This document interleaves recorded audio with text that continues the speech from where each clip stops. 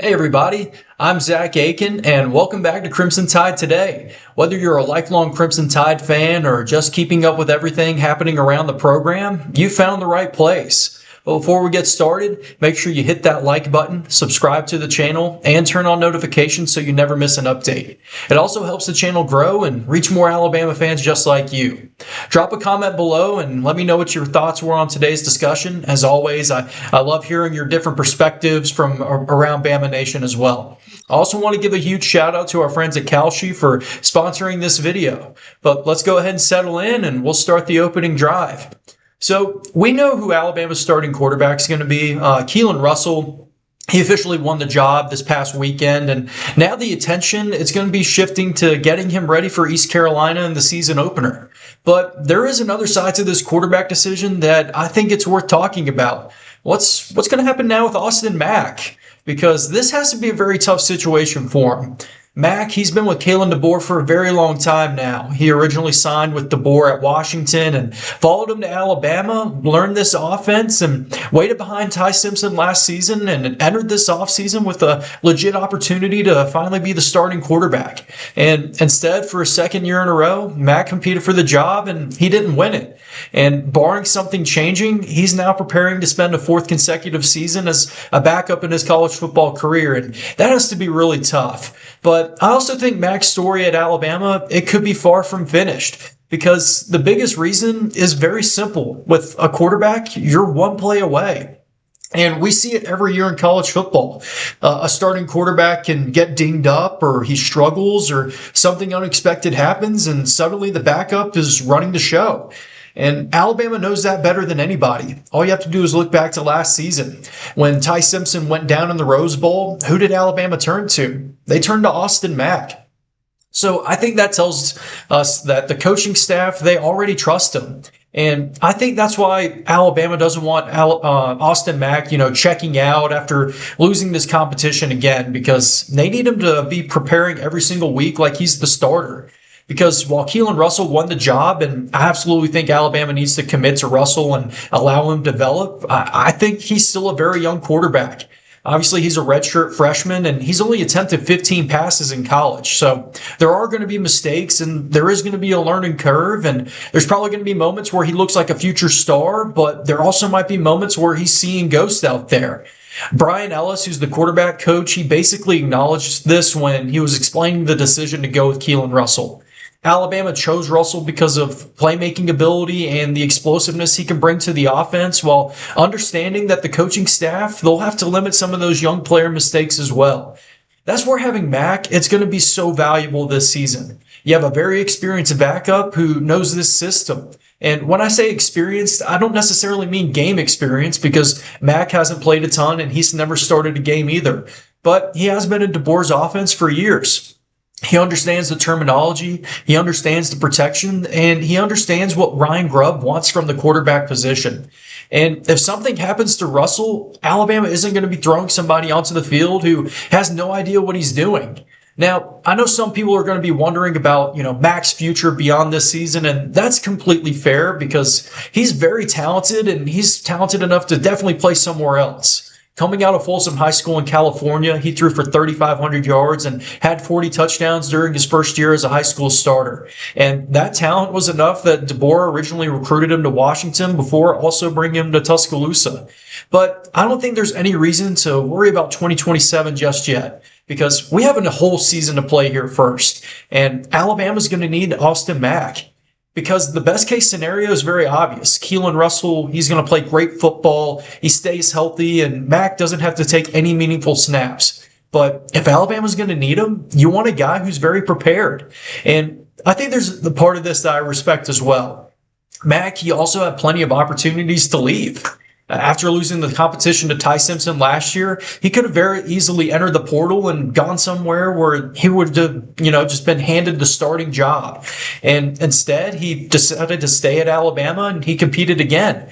And obviously he didn't win, and that's got to be disappointing for him. But here comes the other test. Can you handle being QB2 the right way? Can you help Russell and help him stay prepared and keep pushing him throughout the season?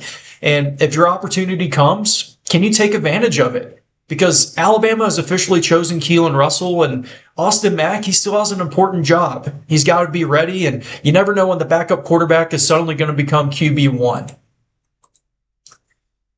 We already got some really encouraging news recently about an Alabama player who we haven't talked about much during fall camp, and that's wide receiver Noah Rogers, and he's back on the practice field.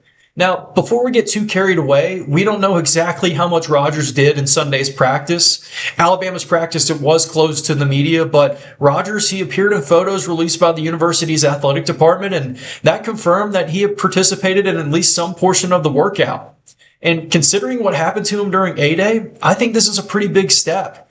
Rogers, he did suffer that scary leg injury during the spring scrimmage back on April 11th, and he had to be carted off the field. And at the time, Kalen DeBoer made it pretty clear that Alabama expected him to miss the beginning part of the regular season. So seeing him back on the practice field before Alabama had even reached game week, that's got to be very encouraging. Now, I'm not expecting Rogers to suddenly walk out there and, get 50 snaps against East Carolina. They've been very careful with his recovery, and last time DeBoer gave us an update, he did say Noah Rogers was ahead of his original timeline, but Alabama still expected him to miss some games early in the season. But there's no reason to rush his, healing process, because Alabama doesn't need Noah Rogers to be ready for week 1. They need Noah Rogers healthy for the stretch of the schedule where things are going to be becoming really difficult. And when he does come back, it's clear that he's going to make this receiver room even deeper. We've talked throughout fall camp about Ryan Coleman-Williams. He is your number 1 receiver, and he's apparently having a really good fall camp. Lottie Brooks, he gives Alabama a playmaker in the slot. And Derek Meadows, he's really emerged and gives Keelan Russell that big 6'5" target out on the outside. And freshman Sadarian Morgan, he's another talented young receiver who's going to be pushing for opportunities. Those guys, they've been the primary names, leading Alabama's receiver room while Noah Rogers has been sidelined.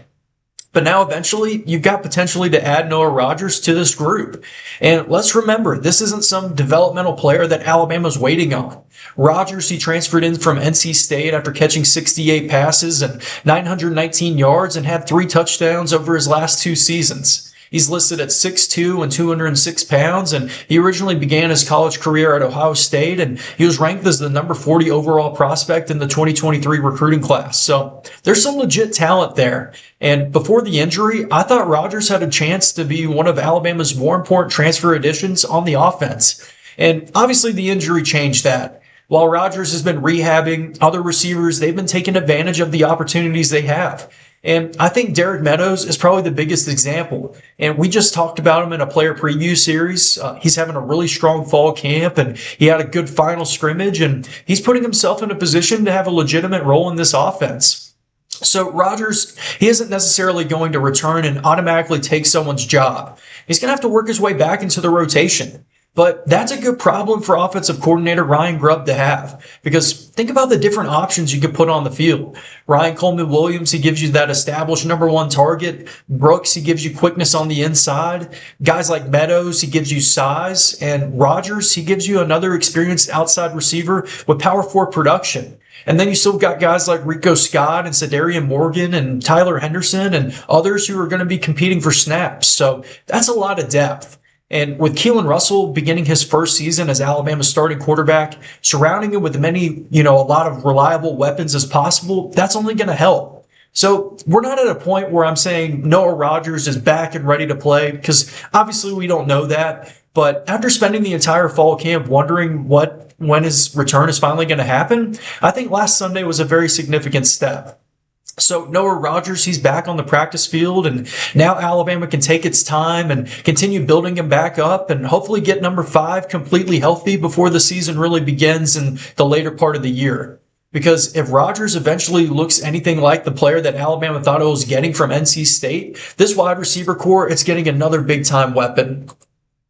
So college football is back, and so are the predictions. Who makes the playoff, who wins their conference, and who takes home the national title. On Kalshi, America's number 1 prediction market platform, it lets you trade those predictions in a live market. Will North Carolina beat TCU this weekend? Right now, North Carolina is currently trading at 27%, meaning a $100 trade would pay out $359.42 if they were victorious. On Kalshi, you're trading against peers in a live market, meaning there's no house. And as the probability changes, you can buy in and out of your position. Trade the pick, the game, and more on Kalshi. Download the Kalshi app and use code FANARCHCOLLEGE to get $10 when you trade $10. KALSHI. Kalshi. Trade on everything.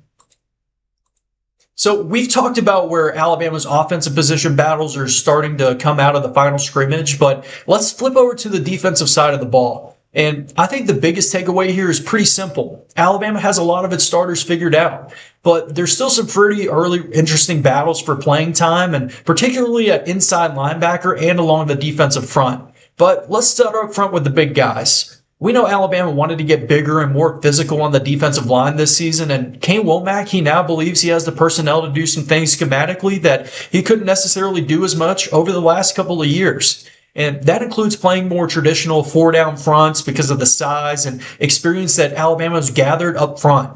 And at Bandit, I think Devin Tompkins has clearly established himself as one of our main guys. We recently did a player preview on Tompkins, and at 6'5" and 300 pounds, he's a completely different body type than what Alabama's had at that position before.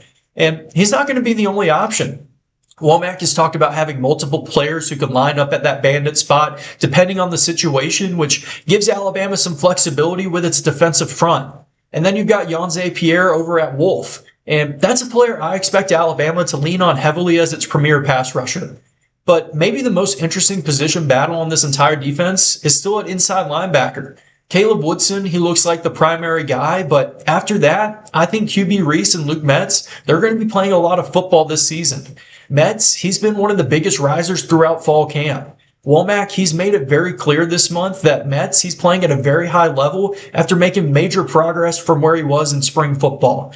And I think that's important because Alabama doesn't necessarily need to have, two linebackers and have them play every single snap. Kane Womack, he likes having that rotation. He did say last week that Alabama was getting close to identifying 3 or 4 inside linebackers who were going to handle most of the workload. So I think Woodson, Reese, and Metz, they're going to be right in the middle of that. And then you've got young guys like Caden Jones, Abdul Sanders Jr., and Xavier Griffin who are going to be pushing for opportunities. And Griffin, he's still the wild card for me. He's a 5-star freshman with the athleticism to do some things that your typical inside linebacker doesn't necessarily do or can do.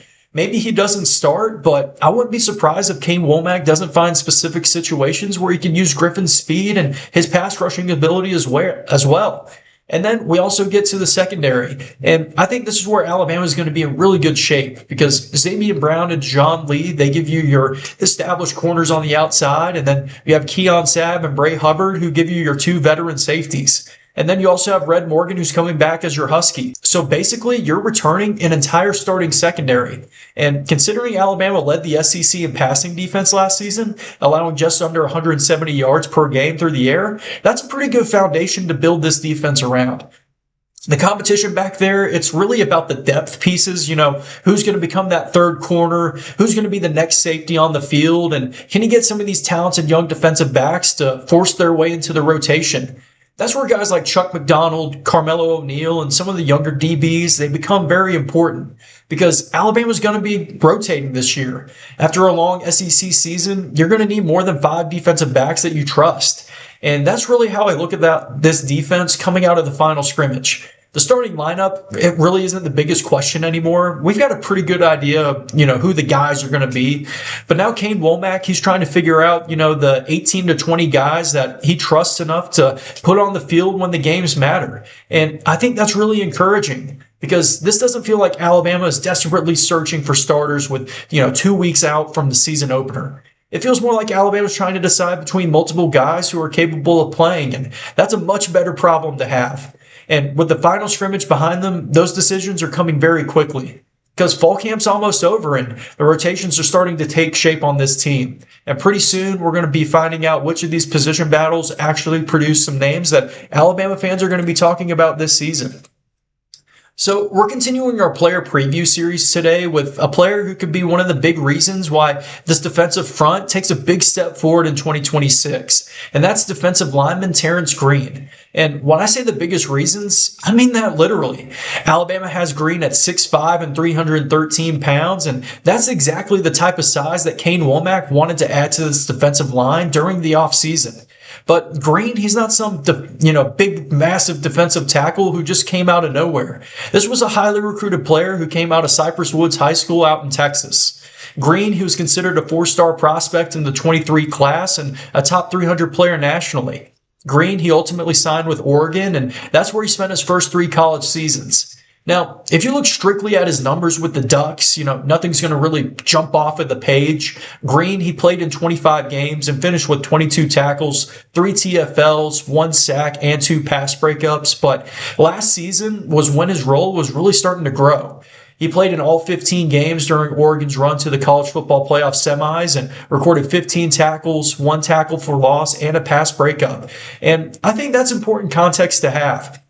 Because Green, he's not, coming to Alabama as some unproven, transfer sophomore. He's played in meaningful snaps for a national championship contender before. And now Alabama's asking him to bring that type of experience into a defensive line that needed more size and physicality. And I think that's where I really like his game. At well over 300 pounds, Green, he has the size to occupy blockers and hold up against the run. And for someone that big, he also moves pretty well. He's got some quickness and he uses his hands well. And with that 6'5" frame, he can affect the passing game where he doesn't necessarily get to the quarterback. The last part I think is worth mentioning because, Green, he had 2 pass breakups during his Oregon career, and he's got those long arms where he's not getting home on the pass rush, but he can get his hands up and make the quarterback try and throw through him. And Alabama clearly viewed Green as more than, just another depth addition. Since arriving in Tuscaloosa, the buzz has been very consistent. Green, he had a strong spring, and he and Devin Tompkins have continued to be, very positive attention getters throughout the fall camp. And I think Green has a chance to start right away. I think this is a plug-and-play type of situation. When you look at Alabama's interior defensive line, you've got Green, London Simmons, Jeremiah Beeman, and several other options. But Green, he gives something Alabama wanted desperately this offseason. He's a legit big body in the middle. And here's where I think that could have a ripple effect across Kane Womack's entire defense. If Green can consistently occupy a guard and a center, suddenly Caleb Woodson and those inside linebackers, they're going to have cleaner lanes to the football.